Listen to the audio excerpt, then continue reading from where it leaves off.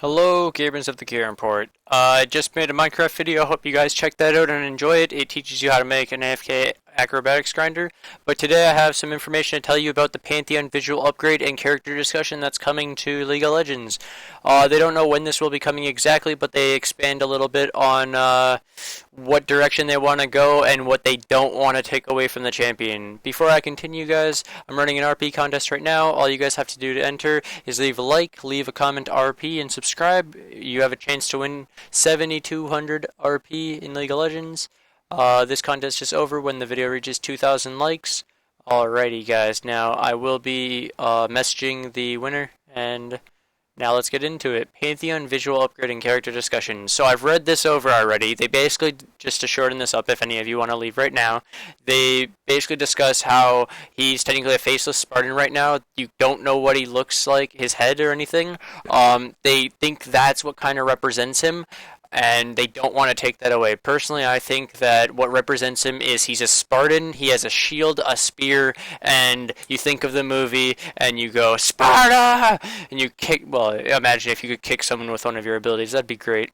But now I'll hop into it and read this out to you guys. So, Iron Stylus, one of the Reds on the forums, hopped into a thread concerning a future Pantheon update, and this was on Reddit. And then he said, and whether or not Pantheon would ever get a face and personality rather than just being a faceless Spartan. I forgot they also discussed that maybe instead of making him a Spartan with a face, they will give him a skin like they've done with Kale and Caston, Pre-Void Caston, Unmasked Kale. Now let's get back into it. The quote: "This is a very difficult issue for me. Pantheon is awesome because he's faceless, dedicated Spartan. Pantheon is lame because he's a faceless, dedicated Spartan. Pantheon is held back by the fact that he's a shallow reference and has no character. Pantheon is an awesome character. Pantheon can be hugely expanded as a character if he's given a face and isn't just a shallow joke character.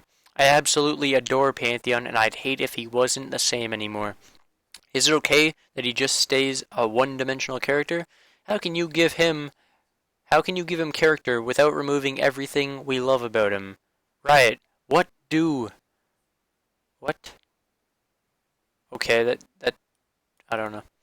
Good questions. Personally, I'd like to make Pantheon not just a faceless Spartan, but that doesn't mean necessarily giving him a face. I mean, I think he's iconic because, the image of a Spartan like warrior has that shape language. Logistically, maybe if we did a visual update on him, we'd put a face under there, actually add some geometry so that it's not just a hollow helmet, but I don't think we'd bust open the helmet to reveal a head. Even if we don't make it particularly visible on the model, I'd like to give him a bit more depth, figure out to wrap him up in what stuff has gone down on MT Targon with Protectee, Sun Lady, and Grumpy Moon Chick." He continued responding to a question if he'd ever make a Pantheon skin without a helmet on. What do we have skins for? Look at Caston. He also got a pre-void skin. That shows his face. I actually don't know if I'd do a Pantheon skin sans helmet.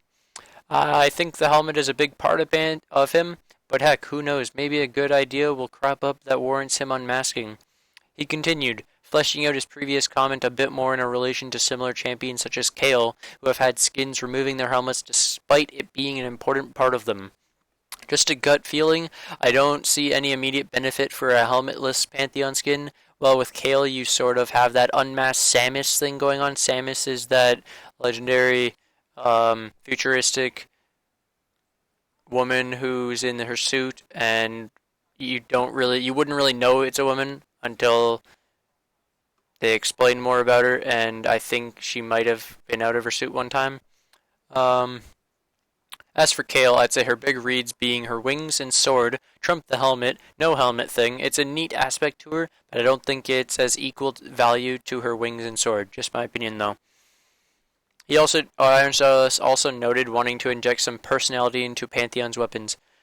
Quote, originally posted by Cynical Giant. I actually use Glaive Warrior Pantheon because it gives him more personality. I almost feel like the skin is what default Pantheon should look like anyway. I would personally love a visual update so they can give him most of his recolors the Garen and Yi treatment. I love the Garen and Yi visual update. They should also have vastly different shields and spears. All the skins should have their own personality. I'm in agreement about the skins. Recolors are a big playground for us. I'd like to give his weapon and shield base or otherwise some personality. Base-wise, if Targon is all about relic melee weapons, maybe we should figure out how to make his special. Continuing on the point about weapons becoming more significant, Iron Stylus mentioned, originally posted by Cynical Giant. Yeah, his lore makes a big deal about his weapons. Yeah, that seems to be a trend with Targon champions. Funny thing is, I wasn't even cognizant of the relic weapon thing when we made Diana. Started to all fall into place by coincidence, honestly. But hey, Pantheon, Leona, Diana all have relic weapons, shields, and armor. Now, facing some criticism on not having a Pantheon visual update already in development. Who says one isn't in the works? Doesn't have to mean heavily into production though, or anywhere near to a release. Take a look at the list of champions in the roster. It's safe to assume that, 50 of them are in need of some sort of finesse, model tweaks, texture update, polish. Others say maybe 20 might have a usable rig, but could really use a geo swap geo swap out and a new model. A legendary skin for such a champion might even create the ability for a visual update to happen faster than expected, because we often have to do heavy work on the rig or possibly rebuild it, making it ripe for a visual update. Then 10 or so of those 50 are high priority champions that require a major overhaul. Hemmerdinger. That's a large pool of champions, and I'd rather go further than the supposed 50 to enact some level of visual update on. We as a team look at pretty much everything up until early 2012 as ripe for some level of visual update depending on current quality from stylist, craft, and thematic aspects. Again, things can change. We do have those relaunches of opportunities that arise. Sejuani type situations. Sejuani had that visual update along with a gameplay rework. Same with Trundle. Funny thing is, I'm not the exclusive concept artist for relaunch. I physically work on the characters I'm best suited to work on, or most interested in, and for those that are beyond my scope or aren't really served best by my strengths, I cultivate work done by other artists who are passionate about the champion that needs concept art resources dedicated to it. We work very openly, like as a team. It's not a single artist's responsibility or duty. It's the entire art team coming together to decide what's best, put input into the pot, and submit whatever art they have time to. It's resulted in some awesome results. We find that our designs end up looking more stylistically consistent when there's a lot of influence from around the different members of the art department. That said, there's a lot of concepts sitting around just waiting for the team to crunch through the priority list, so it's possible anyone's favorite champ is in that concept backlog waiting for the right time for production to start. He continued, on the way is a very subjective term, nothing planned or scheduled, but some artists have gone out of their way to make some awesome concepts for if or when a Pantheon visual update happens. Returning to the idea of an event to highlight Mount Targon. There's nothing set in stone. My hope would be to figure out a way to make Targon much more solid and tangible. There's obviously some shit going down up there. Crazy eclipses, entire celestial body worshipping tribes being slaughtered every so often. It's a big place, but these characters must have some sort of connection. I'd like to figure out how we can explore and tell stories of those connections.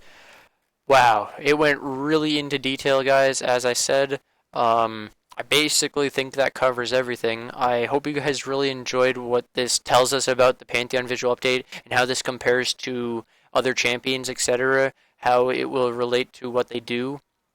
They basically have it all generally figured out, but obviously it's not set in stone. All of this is tangible and can be, this is all tentative and can be changed at any time, so don't come back to me and say, why didn't this happen? Sorry, I'm just giving you the information that they told me. So I hope you guys enjoyed. Looking forward to this as much as I am. Make sure to leave a like if you haven't already, subscribe, and leave a comment about what you guys think about this Pantheon skin. And don't forget to enter that contest. Hope you guys enjoyed. Have a good day.